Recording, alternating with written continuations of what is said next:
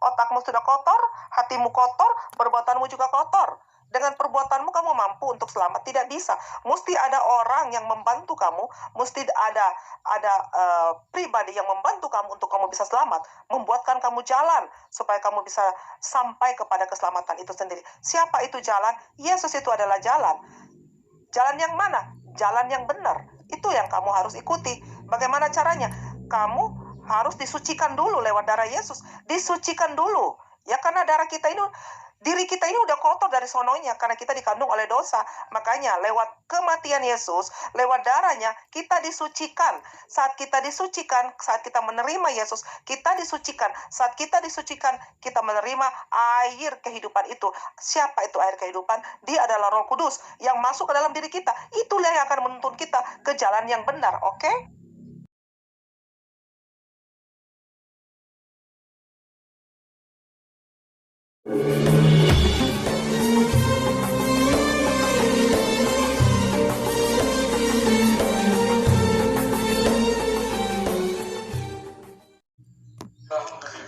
Yesus bukan Tuhan, menurut Yohanes 17 ayat ke-8, sebab segala firman yang telah kusampaikan kepadaku telah kusampaikan kepada mereka, dan mereka tahu benar bahwa aku datang daripadamu, dan mengetahui kalau engkaulah yang mengutus aku. Jadi dia mengaku kalau di situ adalah seorang utusan. Jadi kalau dia naik ke surga, bukan cuma Yesus yang pernah naik ke surga, Elia juga pernah naik ke surga.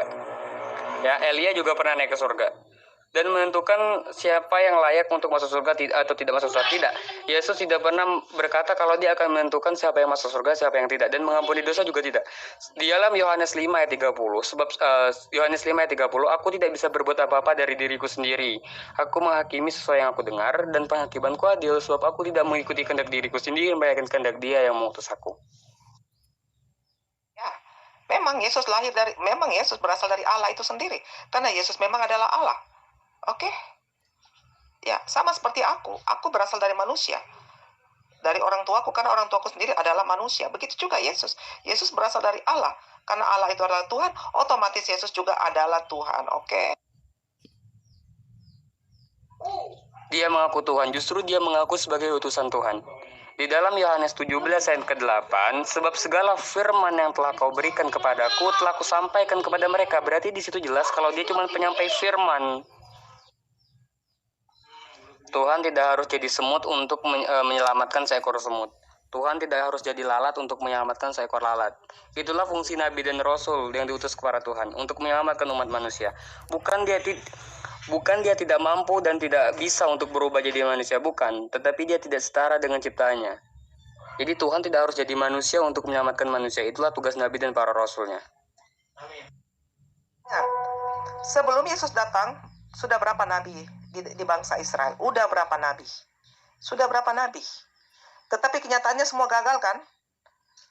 Manusia tetap jatuh ke dalam dosa. Hukum Taurat, itulah dia. Aturan Taurat yang diberikan Tuhan untuk manusia, itu semua gagal. Nggak ada yang bisa melakukan hukum Taurat itu. Siapa yang bisa melakukan hukum Taurat? Salomo? Daud, orang yang terkenal itu? Nggak ada yang bisa melakukan itu. Karena di dalam hukum Taurat dilarang untuk bersinah. Tetapi apa mereka lakukan? Mereka bersinah. Artinya mereka tidak layak. Sebenarnya tidak layak. Makanya karena kasih Tuhan itu, Ia mengutus anaknya ke dunia. Barang siapa yang percaya kepada Yesus tidak binasa, melainkan memperoleh hidup yang kekal. Ajaran Yesus itu adalah apa? Ajaran kasih. Kasih kepada Allah dan kasih kepada sesama manusia. Oke, itu pertama. Kedua, apapun yang kamu lakukan, sehebat apapun yang kamu lakukan, tidak akan bisa membuat kamu untuk selamat hanya karena perbuatanmu. Ingat ya, perbuatan. Jangankan perbuatan, pikiran aja kalau sesuai dengan aturan, ya, pikiranmu aja yang sudah negatif kepada orang itu udah dosa. Bagaimana kamu bisa masuk ke dalam kerajaan surga? Bagaimana kamu bisa masuk ke surga? Otakmu sudah kotor, hatimu kotor, perbuatanmu juga kotor. Dengan perbuatanmu kamu mampu untuk selamat? Tidak bisa. Mesti ada orang yang membantu kamu, mesti ada pribadi yang membantu kamu untuk kamu bisa selamat, membuatkan kamu jalan supaya kamu bisa sampai kepada keselamatan itu sendiri. Siapa itu jalan? Yesus itu adalah jalan. Jalan yang mana? Jalan yang benar. Itu yang kamu harus ikuti. Bagaimana caranya? Kamu harus disucikan dulu lewat darah Yesus. Disucikan dulu. Ya, karena darah kita ini Diri kita ini udah kotor dari sononya karena kita dikandung oleh dosa. Makanya lewat kematian Yesus, lewat darahnya kita disucikan. Saat kita disucikan, saat kita menerima Yesus, kita disucikan. Saat kita disucikan, kita menerima air kehidupan itu. Siapa itu air kehidupan? Dia adalah Roh Kudus yang masuk ke dalam diri kita. Itulah yang akan menuntun kita ke jalan yang benar, oke? Oke, dia bilang Yesus adalah jalan. Iya. Semua umat Islam mengakui kalau Yesus adalah jalan. Tetapi ingat, dia cuma jalan. Ya, dia cuma jalan, bukan tujuan. Yang umat Islam sembah adalah tujuannya Yesus, bukan jalannya. Jadi kalau kamu ingin pergi ke tempat sesuatu, bukan jalannya yang kamu sembah, tetapi tujuannya yang kamu sembah. Kalau dia itu cuma jalan untuk ke tujuannya itu, ya tujuannya siapa? Ya Allah, bukan dia. Jadi kan di dalam Matius kan dia sendiri berkata, "Nyahlah engkau iblis, sebab ada tertulis engkau harus menyembah Tuhan Allahmu, hanya menyembah Tuhan Allahmu, bukan aku." Ngerti sampai di sini? Tidak ada ya. Menurut dari Alkitab, aku dan Bapa adalah satu. Karena ada ayat mendukung bahwa Isa adalah atau Yesus adalah firman Allah. Menurut dari kitab Wahyu 1 ayat 8. Maka benarlah Yesus berkata, aku dan Bapa adalah satu. Bapa di dalam aku dan aku di dalam Bapa. Itu menurut Alkitab. Nah, mari kita koreksi dalam Quran pula. Di surah An-Nisa ayat 171. Di situ lagi, Allahmu berkata, Yesus itu utusan Allah. Dan juga firman-Nya Allah serta rohnya Allah. Berarti Allah ada di dalam Yesus dan Yesus dalam Allah. Kenapa bisa begitu? Karena firman itu berasal dari Allah. Dan juga roh Allah itu juga berasal dari Allah. Keluar dari Allah. Seperti itu juga firman. Firman keluar dari Allah. Coba ya Roksana baca di Yohanes 17 ayat yang kedua-dua. Dan aku telah memberikan kepada mereka kemuliaan yang engkau berikan kepadaku, supaya mereka menjadi satu, sama seperti kita adalah satu. Jadi kalau Yesus dan Bapa adalah satu dan Yesus adalah Tuhan, kalau begitu logikanya adalah Yesus juga satu dengan dengan pengikut-pengikutnya, dengan sahabat-sahabatnya yang ada 12. Berarti ada 14 Tuhan. Bapa, Roh Kudus, ada 15 Tuhan. Bapa, Roh Kudus, Yesus, dan 12 murid lain. Ya, kata kamu, Yesus adalah, di dalam Al-Quran, Yesus adalah Rohullah, Kalimatullah, iya. Tapi ingat, dia itu cuma utusan, cuma Nabi dan Rasul. Ya, yang diberikan kepada dia, mukjizat-mukjizat yang diberikan kepada Allah untuk dia. Iya, tetapi bukan Tuhan, melainkan seorang Nabi dan Rasul. Sampai di situ saja. Dia bukan anak Tuhan, bukan anak Allah, bukan reinkarnasi dari Tuhan, bukan. Dia cuman utusan, itu yang dikatakan oleh Al-Quran. Ayat ini merujuk kepada kenabian Yesus. Nah, ini memang kita akui. Sesuai juga dengan Maryam ayat 30. Tetapi dalam Yohanes 10 pasal 30, Yesus berkata, aku dan Bapa adalah satu. Berarti kita tahu Yesus dan Bapa itu satu pribadi. Nah, ayat ini didukung oleh surah An-Nisa ayat 171. Yesus firman Allah dan roh Allah. Bahkan utusan Allah. Iya, memang betul di Yohanes 10 ayat 30. Aku dan Bapa adalah satu. Tetapi kita harus tidak boleh menampik Yohanes 17 ayat yang kedua-dua. Ya, dan aku telah memberikan kepada mereka kemuliaan yang engkau berikan kepadaku, supaya mereka menjadi satu seperti kita adalah satu. Ya kan, kalau seperti kita adalah satu berarti ini menyangkut Yohanes 10 ayat 30. Kalau Yohanes 10 ayat 30 itu kamu maknai kalau aku dan Bapa adalah satu, berarti dia Tuhan. Berarti kamu juga harus memaknai Yohanes 17 ayat kedua-dua, di mana Yesus berkata, kalau aku dan kamu ini, maksudnya adalah para sahabatnya, adalah satu, sama seperti aku dengan Bapa adalah satu, berarti harus mengakui bahwa sahabat-sahabatnya itu juga Tuhan. Tapi kan kalian gak akui. Mengenai Al-Quran, jangan bawa-bawa Al-Quran tentang ketuhanan dia. Al-Quran menolak keras tentang ketuhanan dia. Al-Quran mengatakan, maka kafirlah orang yang berkata, sesungguhnya Isa Al-Masih itu adalah Tuhan. Allah berkata, Allah itu bukan Tuhan satu di antara tiga di antara satu. Berarti Al-Quran dan juga Allah menampilkan Trinitas. Jadi jangan bawa-bawa Al-Quran. Al-Quran tidak mengenal ketuhanan Yesus, ketuhanan Isa alaihissalam, tidak. Bahkan tapi Al-Quran mengenal kalau dia itu adalah kalamullah, ruhullah, iya. Tapi dia bukan Tuhan, bukan Allah. Betul, karena dia adalah satu kesatuan. Karena dia itu kemanusiaan. Kemanusiaan Allah yang menjelma menjadi manusia. Jadi dia sama dengan kita. Menyatu dengan kita, bergaul dengan kita. Itu yang dimaksudkannya di situ. Nah, itu kan tentang kenabian. Ya, kita paham saja. Tapi bagaimana dengan Allah? Dalam Yohanes 10 pasal 30 dan surah An-Nisa ayat 171. Aku dan Bapa adalah satu.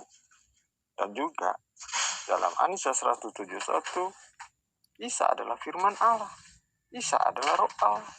Nah, ini berarti satu kesatuan dengan Allah. Suara Allah pasti keluar dari Allah. Nah, ini yang dimaksudkannya dalam Yohanes 10 pasal 30. Ingat ya, di dalam Yohanes 17 ayat yang ke-22, di situ Yesus pun satu dengan sahabat-sahabatnya atau pengikut-pengikutnya yang jumlahnya ada 12. Logika kita, kalau dia satu dengan Bapa dia Tuhan, kalau dia satu dengan pengikut-pengikutnya, otomatis pengikut-pengikutnya juga Tuhan, gitu. Kalau mengikuti logikamu. Tetapi kan tidak. 12 orang 11 ya, Yudas Iskariot sudah tidak ada lagi. 11 orang pengikutnya yang disebut kaum Hawarian itu kan bukan Tuhan, cuman pengikut-pengikutnya saja. Dan kamu memakai Quran surat An-Nisa tadi kan. Ingat, Al-Quran cuma mengakui dia itu sebagai utusan Tuhan, sebagai nabi dan rasul yang diberikan banyak mujizat kepada dia. Sampai di situ. Al-Quran juga mengatakan kalau dia hanya diutus untuk Bani Israel. Al-Quran mengatakan kalau dia bukan anak Tuhan, bukan anak Allah. Sampai di situ. Al-Quran tidak mengatakan kalau dia adalah Allah, kalau dia adalah reinkarnasi dari Allah, tidak. Bahkan Al-Quran berkata, ya, sungguh Allah itu bukan satu di antara tiga di antara satu, bukan. Jadi di sini Al-Quran menolak Trinitas. Sama juga dengan Al-Quran, maka kafirlah orang yang mengatakan Isa putra Maryam adalah Allah atau anak Allah. Enggak, Al-Quran tidak menampik kalau dia adalah Rohullah, Kalimatullah, tidak.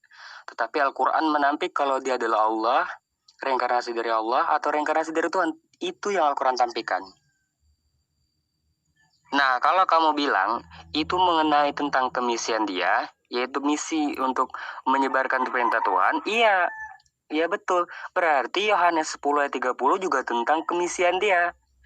Misi apa? Untuk menyebarkan perintah Tuhan. Di dalam Yohanes 17 ayat ke-8, ya, dia berkata, sebab segala firman yang telah engkau berikan telah kusampaikan kepada mereka, dan mereka tahu benar kalau aku datang daripadamu dan mengetahui kalau engkaulah yang telah mengutus aku. Jadi di sini kan sebagai penyampai firman. Jadi kalau Yohanes 10 ayat 30 itu dimaknai bahwa aku dan Bapa adalah satu, bukan satu dalam hakikat, tetapi satu dalam tujuan, sebagaimana juga diterangkan di Yohanes 17 ayat 22. Jadi di situ bukan menafikan kalau dia sama seperti Bapa, bukan menafikan kalau dia Tuhan, bukan, tetapi mengenai misinya yang sama. Dalam pengertian Yohanes 17 pasal 22 itu adalah satu kemisian mereka, satu nekat, satu visi dan misi untuk menegakkan ajaran Yesus, satu kesatuan yang dimaksudkan di situ. Sedangkan di ayat lain, Yesus berkata, aku dan Bapa adalah satu. Yohanes 10 pasal 30. Di ayat ini kita tidak bisa samakan dengan Yohanes 17 pasal 22. Karena di sini adalah misi Yesus. Oke, kamu bisa juga mengartikan bahwa ini juga misi yang diajarkan Allah kepada Yesus. Maka bisa dikatakan Yesus dan Bapa adalah satu kesatuan, satu misi untuk mengajarkan manusia. Contohnya, jika Anda menggunakan dalil itu. Lantas bagaimana persoalannya di dalam Wahyu 1 ayat 8 dan surah An-Nisa ayat 171? Pasti saling bercakaran itu, kalau begitu artinya. Nah, makanya kau dengar komen saya di atas itu sampai habis. Saya sudah jelaskan itu. Sebelum kau kata seperti itu, saya sudah simpulkan awal. Jika aku dan Bapa adalah satu, berarti kamu paksakan merujuk pada misi sama seperti muridnya. Berarti ia bercakaran dengan ayat Wahyu 1 ayat 8 ataupun An-Nisa ayat 171. Jika itu adalah misi Yesus, kenapa di dalam ayat itu Yesus pernah mengaku, akulah firman Allah dalam Wahyu 1 ayat 8. Dan juga An-Nisa ayat 171, Isa dikatakan Allah sebagai firman-Nya. Nah, ini pasti beda dengan Yohanes 10 pasal 30. Coba cek kembali komen saya di atas, baru kau komen kembali. Sebelum kau komen ini, saya sudah tanggapi dan responnya kembali. Jadi begini ya, di dalam Yohanes 10 ayat 30, Yesus pernah berkata, aku dan Bapa adalah satu. Tetapi jangan lupa bahwa di Yohanes 17 ayat 22, dia pernah berkata kalau dia juga satu dengan murid-muridnya. Sama seperti dia adalah satu dengan Bapa. Jadi logikanya adalah kalau dia satu dengan Bapa, dia adalah Tuhan. Berarti kalau dia satu dengan murid-muridnya pun dia juga harus Tuhan. Berarti bukan Esa lagi, sudah ada 15 dikurangi 1 Yudas Iskariot. Jadi apa makna sebenarnya kalau dia berkata aku dan Bapa adalah satu? Itu maksudnya adalah satu tujuan. Tujuannya apa? Untuk menyelamatkan umat manusia. Karena memang iya, dia kan cuma penyampai firman. Dia adalah jalan menuju Tuhan. Jadi satu yang dimaksud oleh Yesus bukanlah satu hakikat, namun satu tujuan. Tujuannya adalah untuk menyelamatkan umat manusia. Jadi sampai di sini paham?